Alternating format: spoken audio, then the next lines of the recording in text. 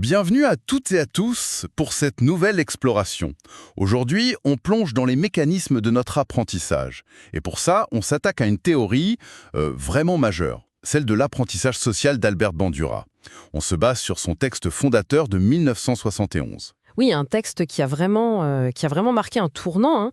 Il a offert une vision de l'apprentissage humain beaucoup plus nuancée que ce qu'on pensait avant. Notre mission, si on peut dire, essayer de comprendre comment Bandura explique qu'on apprend bien au-delà des simples réflexes ou des récompenses directes. C'est ça, on va voir l'importance de regarder les autres, de réfléchir, d'anticiper, et aussi de se fixer ses propres règles, ses propres objectifs. La question de fond, c'est un peu comment on apprend des trucs aussi complexes que parler une langue, conduire, ou même juste savoir se tenir en société sans passer par 1000 essais potentiellement dangereux. Hmm, Bandura, lui, il propose une vision vraiment fascinante. Allez, on décortique ça ensemble. on y va. Alors, pour commencer, avant Bandura, c'était quoi le paysage théorique? Il y avait quoi sur la table? Disons qu'il y avait principalement deux grandes familles d'explications. D'un côté, les théories psychodynamiques. Genre Freud, tout ça. Les pulsions internes, l'inconscient. Voilà, c'est ça. Le comportement vu comme dicté par des forces intérieures, souvent cachées. Et de l'autre côté, on avait le behaviorisme, plus radical. Ah oui, Skinner, Pavlov. L'idée que le comportement, c'est juste une réponse à un stimulus extérieur. Une sorte de mécanique, quoi. Récompense, punition. Exactement. Stimulus-réponse. Et Bandura, comme vôtre d'ailleurs, a trouvé ça un peu... Limité comment, ouais. Qu'est-ce qui manquait? Ces théories avaient du mal à expliquer pourquoi notre comportement varie tant selon la situation, selon les gens avec qui on est, et surtout, elles zappaient complètement notre capacité à penser. C'est vrai. On n'est pas juste des machines à réagir. Non, on traite l'information, on anticipe, on a des attentes. Le behaviorisme, en gros, considérait l'humain comme une boîte noire. On regarde ce qui entre et ce qui sort, mais ce qui se passe dedans, bof. D'accord. Et donc, Bandura, il propose quoi comme alternative? Il propose l'idée d'une interaction réciproque continue. Interaction réciproque continue. C'est-à-dire, C'est-à-dire que notre comportement, nos pensées, ce qu'il appelle les facteurs personnels, et puis notre environnement, tout ça s'influence mutuellement, tout le temps. ah, donc c'est pas juste l'environnement qui nous façonne, ou juste nos pensées qui dictent nos actions, c'est une boucle. Exactement. C'est vraiment le cœur de sa théorie. On n'est ni des marionnettes de nos pulsions, ni des jouets passifs de l'environnement. On agit sur le monde et ce qu'on fait change le monde autour de nous, qui en retour nous influence. C'est dynamique. Ok, je vois. Et pour comprendre cette dynamique, il met en avant des processus clés, c'est ça? Oui, il en distingue trois principaux. D'abord, ce qu'il appelle l'apprentissage vicariant. Vicariant. Oui, c'est apprendre en observant les autres. Regarder et apprendre. Ensuite, les processus symboliques. Symbolique, ça veut dire quoi? La pensée. C'est ça. Notre capacité à utiliser des images mentales, le langage, bref, des symboles pour représenter le monde, réfléchir, anticiper, planifier. D'accord. Observation, pensée, et le troisième? Et le troisième, c'est l'autorégulation. Notre capacité à gérer notre propre comportement, à se fixer des buts, des standards, et à évaluer nos actions par rapport à ces standards. Super intéressant. Bon, alors si on commençait par le plus classique peut-être, apprendre par l'expérience directe. Oui, on peut commencer par là, apprendre par les conséquences de nos propres actions, mais attention, même là, Bandura apporte une nuance importante. Laquelle? Ce n'est pas juste une association automatique, genre j'agis, je suis récompensé, hop, je recommence. Pour lui, les conséquences, elles ont d'abord une fonction informative. Informative. Elle nous donne une info. Exactement.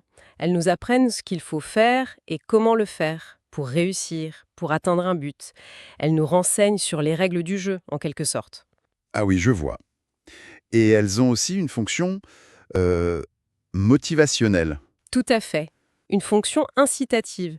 Le fait d'anticiper les conséquences futures, une récompense, ou éviter une punition, ça nous motive à agir maintenant. Comme quand on prend un parapluie parce qu'on voit des nuages noirs.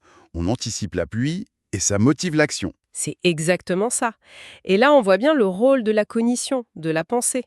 On anticipe, on forme des hypothèses sur ce qui va se passer. Et est-ce qu'on peut apprendre sans même s'en rendre compte, sans être conscient de ce lien entre action et conséquence? Alors, il y a eu beaucoup de débats là-dessus. Pour des choses très très simples, des réponses musculaires infimes peut-être, mais c'est très lent et pas très efficace. Dès qu'on parle de comportement humain un peu complexe, le fait d'être conscient des règles, de savoir ce qui est renforcé ou pas, ça facilite énormément l'apprentissage. C'est beaucoup plus rapide. D'accord. Mais ce mode d'apprentissage direct, il a quand même ses limites, non? On ne peut pas tout apprendre par essai et erreur. Ah ben clairement. Et essayer d'apprendre à nager par essai-erreur direct, ça peut mal finir. Oui, ou à désamorcer une bombe. Voilà, c'est très efficace pour ajuster des comportements qu'on a déjà, plus ou moins, pour les affiner, mais pour créer de nouveaux comportements complexes ou potentiellement dangereux, c'est pas la méthode idéale. Et c'est là qu'intervient le deuxième grand mécanisme. Exactement, l'apprentissage par observation, le modelage. Et là, ça devient super intéressant, non? Parce que c'est comme ça qu'on apprend énormément de choses, non? C'est fondamental. Le langage, les compétences professionnelles, les normes sociales, comment se comporter dans telle ou telle situation, tout ça passe massivement par l'observation. Et c'est beaucoup plus rapide et surtout beaucoup plus sûr. Imaginez si chaque enfant devait redécouvrir par expérience directe, il ne faut pas mettre les doigts dans la prise. Ce serait une hécatombe.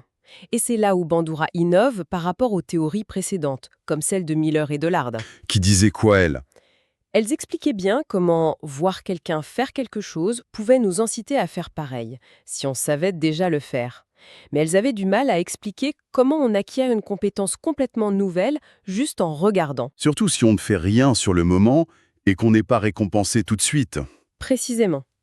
Or, c'est souvent comme ça qu'on apprend. On observe, on emmagasine, et on ressortira le comportement plus tard quand ce sera pertinent. Alors comment ça marche ce modelage, selon Bandura? Il décompose le processus, c'est ça? Oui, en 4 étapes, ou plutôt 4 sous-processus qui doivent tous être présents pour que l'apprentissage par observation soit efficace. Le premier, c'est l'attention. Logique, il faut regarder. Il faut prêter attention au modèle, et surtout aux aspects pertinents de son comportement. Qu'est-ce qui fait qu'on fait attention? Plein de choses. Le modèle lui-même, est-ce qu'il est attractif, compétent? Est-ce qu'il a un certain statut? Ce qu'il fait, est-ce que ça a l'air utile, intéressant? Et même le contexte, le média. La télé, par exemple, est très douée pour capter l'attention. D'accord. Donc, d'abord, on fait attention. Ensuite, Ensuite, il faut retenir ce qu'on a observé. C'est le processus de rétention. Il faut mémoriser l'information pour pouvoir l'utiliser plus tard. et comment on mémorise ça? Principalement de 2 façons. Soit sous forme d'image mentale, on garde une sorte de film de l'action. Soit, et c'est très puissant chez l'humain grâce au langage, on code l'information avec des mots, des descriptions verbales. D'abord il fait ci, ensuite il fait ça. C'est très efficace pour se rappeler des séquences complexes. Et le fait de répéter mentalement, ou même d'essayer un peu, ça aide? Oui, la répétition, qu'elle soit mentale, cognitive rehearsal, ou comportementale, ça aide à consolider la trace en mémoire. C'est essentiel pour pouvoir imiter plus tard, parfois longtemps après l'observation initiale. Ok. Attention, rétention. Troisième étape, La reproduction motrice, c'est le moment où on essaye de traduire ce qu'on a en mémoire, les images, les codes verbaux, en actions concrètes. c'est là que ça peut coincer, si on n'a pas les capacités, j'imagine. Exactement. Il faut d'abord avoir les compétences de base nécessaires. Je peux observer un chirurgien faire une opération très complexe. Si je n'ai aucune formation médicale, je ne pourrai pas le reproduire. Et il faut aussi avoir les capacités physiques. Et même si on a les capacités, c'est pas forcément parfait du premier coup. Rarement. C'est pour ça que le feedback est important. On essaye, on compare notre action au modèle qu'on a en tête, on voit ce qui ne va pas et on s'ajuste. C'est un processus d'autocorrection basé sur l'information qu'on reçoit sur notre propre performance. D'accord. Et la dernière étape qui semble cruciale chez Bandura. Oui, la 4e, F1. Les processus motivationnels et de renforcement. C'est là qu'il fait une distinction vraiment clé. Qui est? La distinction entre l'acquisition d'un comportement et sa performance. On peut très bien avoir appris quelque chose parfaitement en observant, attention, rétention, capacité de reproduction, mais ne jamais le faire, Ah oui. Pourquoi? parce qu'il manque la motivation. Pour passer à l'acte, il faut qu'on ait une bonne raison de le faire. Généralement, c'est parce qu'on anticipe des conséquences positives, une récompense, de l'approbation sociale, un succès, ou qu'on veut éviter des conséquences négatives. Donc, le renforcement ou son anticipation n'est pas nécessaire pour apprendre en observant, mais il est indispensable pour exprimer ce qu'on a appris. C'est exactement ça. Le renforcement, qu'il soit direct ou observé chez le modèle, détermine si on va utiliser ou non ce qu'on a appris. Et il influence aussi en amont. Si on s'attend à ce qu'un comportement soit récompensé, on va y prêter plus d'attention et faire plus d'efforts pour le retenir. Donc, il facilite l'acquisition, mais n'en est pas la condition sine qua non. C'est là qu'intervient l'étude célèbre avec la poupée Bobo, non? Tout à fait. L'étude de Bandura de 1965. Des enfants regardaient un adulte se montrer agressif envers une poupée. Certains voyaient l'adulte être récompensé, d'autres puni, d'autres sans conséquence. Et le résultat? Tous les enfants avaient appris les comportements agressifs, mais ceux qui avaient vu le modèle être récompensé, ou n'avoir aucune conséquence négative, étaient beaucoup plus susceptibles de les reproduire spontanément. Ceux qui avaient vu le modèle être puni s'inhibaient. Mais ils avaient quand même appris. Oui, Car quand on leur offrait ensuite une récompense pour imiter l'adulte, tous les groupes montraient qu'ils avaient très bien appris les gestes agressifs. Ça montre bien la distinction. L'apprentissage-acquisition était là pour tous, mais la performance dépendait des conséquences anticipées. Motivation. très clair. Et ça montre aussi que l'apprentissage se fait bien au niveau cognitif. On se crée une représentation mentale avant d'agir. Exactement. L'intégration de la réponse est centrale, pas périphérique, comme dans une vision behavioriste, où le comportement se façonnerait petit à petit pendant l'action. Donc, pour résumer sur l'observation, on apprend en regardant, attention, rétention, on traduit ça en action, reproduction, et on le fait si on est motivé, anticipation des conséquences. Et on peut apprendre en regardant des gens en vrai, mais aussi des films, des dessins, ou même en lisant des instructions. Oui, Bandura parle de différents modes de modelage. La démonstration réelle, la représentation picturale, photos, films, TV, qui sont extrêmement influents dans nos sociétés, et même la description verbale, les manuels d'instruction par exemple. Et ce qu'on apprend par modelage, ça va au-delà de simples gestes isolés, non? Ah oui, largement. On peut apprendre des comportements très spécifiques, bien sûr, mais on peut aussi, en observant plusieurs modèles ou plusieurs exemples, extraire des règles abstraites, des principes généraux. Comme la grammaire d'une langue. On n'apprend pas chaque phrase par cœur? On abstrait les règles syntaxiques.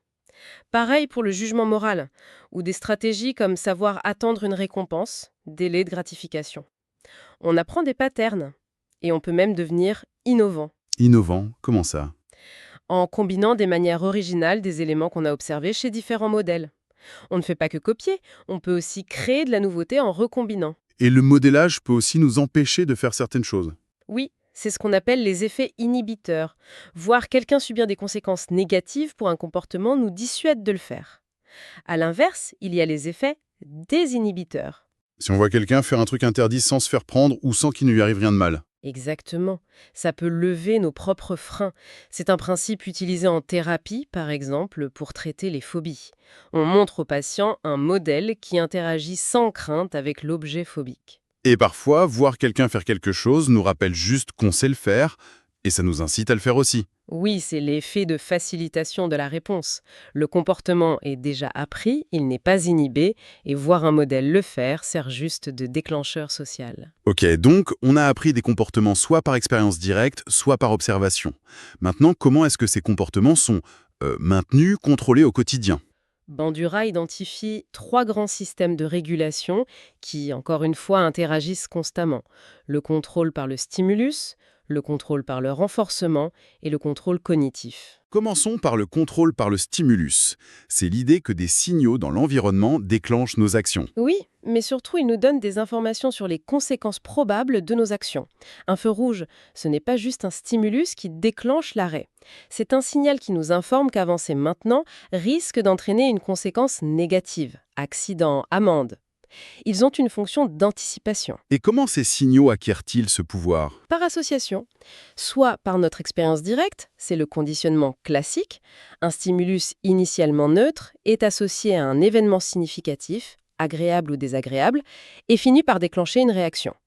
Pensez aux peurs qui se développent après un accident ou même à des réactions physiques comme l'asthme déclenché par des stimuli associés aux allergènes. Ou même par des mots, des images? Oui, c'est le conditionnement symbolique. Des mots ou des images peuvent acquérir une charge émotionnelle par association et influencer nos attitudes, nos réactions. Et il y a aussi le conditionnement vicariant. Apprendre une réaction émotionnelle en regardant quelqu'un d'autre. C'est ça, voir quelqu'un réagir avec une forte émotion, peur, joie, un stimulus, peut faire qu'on développe nous-mêmes une réaction similaire à ce stimulus. L'émotion est contagieuse et peut s'apprendre par observation. Mais est-ce que c'est automatique ou est-ce que notre conscience joue un rôle? Chez l'humain, la conscience du lien entre le stimulus et l'événement est souvent importante, voire nécessaire pour que le conditionnement s'installe durablement. Et on peut même influencer ce processus par la pensée. Se répéter mentalement qu'un endroit est dangereux peut renforcer la peur associée. Il y a un contrôle cognitif même sur ces processus de base. Et ces stimuli, ils ne contrôlent pas que nos émotions, mais aussi nos actions. Bien sûr. Ils nous signalent quand et où un certain comportement a des chances d'être récompensé ou puni. Un enfant peut se comporter très différemment selon que c'est papa ou maman qui est présent, parce qu'il a appris que les règles, les conséquences ne sont pas les mêmes. Les actions des autres sont aussi des stimuli très puissants. On a tendance à faire comme les autres, surtout s'ils ont un certain statut ou si leur comportement semble approprié à la situation. Et quand ça déraille, quand on réagit à des mauvais signaux? Ça peut arriver. On peut généraliser une réaction de peur à des stimuli qui ressemblent vaguement au stimulus initial, le petit Albert de Watson qui a fini par avoir peur de tout ce qui était blanc et poilu, ou à l'inverse, ne pas discriminer correctement et adopter un comportement inapproprié à la situation. C'est fréquent dans certaines pathologies. D'accord. Ça, c'était le contrôle par le stimulus. Le deuxième système de régulation? Le contrôle par le renforcement. On retrouve ici les conséquences, mais Bandura les détaille sous 3 formes. Lesquels? D'abord, le renforcement externe direct. C'est le plus classique. Les récompenses et les punitions qu'on reçoit personnellement de notre environnement. Argent, nourriture, approbation sociale, critique. Voilà. Et son efficacité dépend énormément de la manière dont il est administré. La fréquence, la régularité, c'est ce qu'on appelle les programmes de renforcement. Un renforcement intermittent et imprévisible, comme dans les machines à sous, est très efficace pour maintenir un comportement, même s'il n'est pas toujours payant. Et ce renforcement n'est pas toujours matériel, j'imagine. Non, bien sûr, il peut être symbolique, l'argent, les notes, les félicitations, ou même intrinsèque, le plaisir de réussir une tâche difficile. Deuxième forme de renforcement. Le renforcement vicariant. On en a déjà un peu parlé. Apprendre des conséquences que les autres reçoivent pour leurs actions. Voir quelqu'un être félicité pour quelque chose nous incite à le faire, voir quelqu'un être puni nous en dissuade. Exactement. C'est extrêmement puissant, notamment pour l'apprentissage des règles sociales et morales. Observer les conséquences pour les autres nous informe, nous motive ou démotive, et peut même changer notre perception du modèle ou de la situation. Parfois, le simple fait de voir que quelqu'un n'est pas puni pour une transgression peut suffire à nous désinhiber.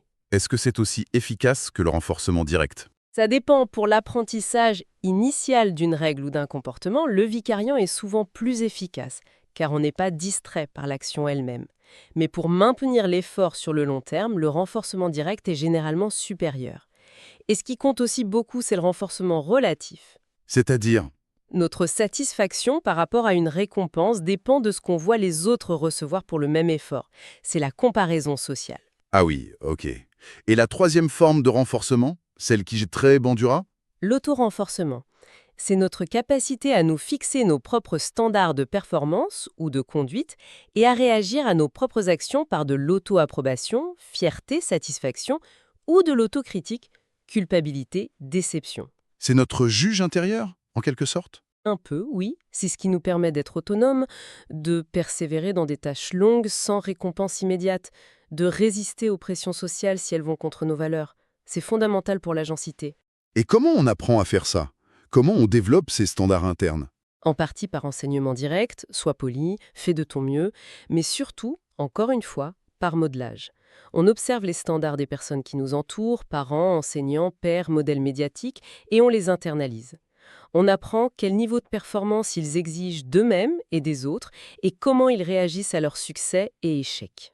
Et on adopte ces standards même s'ils sont exigeants? Oui, les études de Bandurin montrent qu'on a tendance à adopter les standards des modèles qu'on observe, même s'ils sont très élevés et que les atteindre demandent beaucoup d'efforts ou de sacrifices. C'est fortement lié à l'estime de soi. Atteindre ses propres standards procure un sentiment de compétence et de valeur personnelle. Mais ça peut aussi mal tourner, vous disiez. Oui, des standards internes excessivement élevés et rigides peuvent conduire à l'anxiété, à la dépression, à un sentiment constant d'échec. À l'inverse, des standards trop bas ou inexistants peuvent mener à l'apathie, au manque de motivation ou à des comportements antisociaux si les standards internalisés sont déviants par rapport aux normes sociales. Et est-ce que cet auto-renforcement est vraiment efficace pour guider le comportement? Très efficace. Une étude célèbre de Bandura et Perloff a montré que des enfants qui s'auto-récompensaient, selon des critères qu'ils avaient choisis eux-mêmes, performaient aussi bien, voire mieux, que ceux qui recevaient des récompenses externes. C'est à la base de nombreuses techniques de self-control ou d'autogestion. On apprend à se fixer des objectifs réalistes, à observer son comportement et à s'administrer soi-même des récompenses, même symboliques ou imaginées, quand on les atteint. Mais pourquoi on s'infligerait des autopunitions ou des restrictions? Qu'est-ce qui maintient ce système? Plusieurs facteurs. Ça peut réduire un sentiment de culpabilité ou d'anxiété autogénérée. Ça peut être renforcé socialement, les gens apprécient ceux qui ont des standards élevés, et la comparaison sociale joue encore. On maintient nos standards pour ne pas perdre la face ou se sentir inférieur aux autres. D'accord. Stimulus, renforcement externe, vicariant, auto. Il reste le troisième système régulateur. Le contrôle cognitif. Le rôle direct de nos pensées, de nos représentations mentales. Comment ça intervient? D'abord, par nos croyances sur les règles du jeu, sur les liens de cause à effet, les contingences de renforcement. Parfois, ce qu'on croit être la règle peut avoir plus d'influence sur notre comportement que la règle réelle. Si je suis persuadé qu'il faut faire X pour réussir, je vais faire X, même si en réalité ça ne marche pas, ou si Y serait plus efficace. Nos attentes guident nos actions. Et ça peut expliquer certains comportements irrationnels. Absolument. Dans certaines pathologies, des croyances délirantes peuvent complètement déterminer le comportement, même face à des conséquences externes négatives. La représentation mentale prend le pas sur la réalité. Et au-delà des croyances, il y a aussi le rôle de l'imagination, de la planification. Oui, c'est ce que Bandura appelle le guidage représentationnel. On utilise les modèles internes qu'on a construits à partir de l'observation ou de l'expérience pour anticiper les conséquences de différentes actions et choisir la plus appropriée. C'est la pensée qui guide l'action future. Et on peut même tester des solutions dans notre tête avant d'agir. Exactement. C'est la résolution de problèmes en mode couvert, covert problem solving. Grâce aux symboles, le langage, les chiffres, les images mentales, on peut simuler mentalement différentes stratégies, évaluer leurs chances de succès et choisir la meilleure sans avoir à tester chacune dans la réalité. C'est évidemment un avantage énorme. Donc si je résume, on a ces trois grands systèmes. Les signaux de l'environnement, stimuli, les conséquences de l'action, renforcement sous ces trois formes, et nos processus mentaux, cognition. Et vous insistez sur le fait qu'ils interagissent. C'est absolument fondamental. Ils ne fonctionnent pas en silo, ils sont constamment en interaction, s'influencent mutuellement. Et c'est ça qui nous amène au concept vraiment intégrateur de Bandura. L'interaction réciproque continue. Voilà, le comportement B, les facteurs personnels, P, cognition, émotion, etc., et l'environnement E sont dans une relation de détermination réciproque. La vieille formule behavioriste B égale F de P, le comportement est fonction de la personne et de l'environnement, est trop simple pour lui. Pourquoi? Parce que P et E ne sont pas indépendants.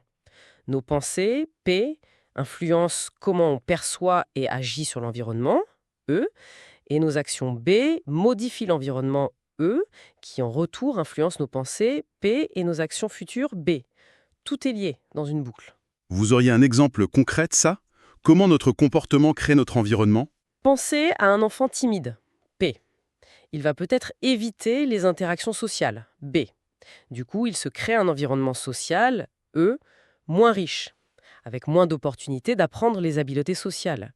Cet environnement pauvre, E, peut renforcer sa timidité et sa croyance qu'il n'est pas doué socialement, P, ce qui maintient son comportement d'évitement. Ou l'inverse, un enfant agressif? Oui, il va susciter de l'hostilité chez les autres, ce qui va peut-être confirmer sa vision du monde comme étant hostile, et justifier encore plus d'agressivité.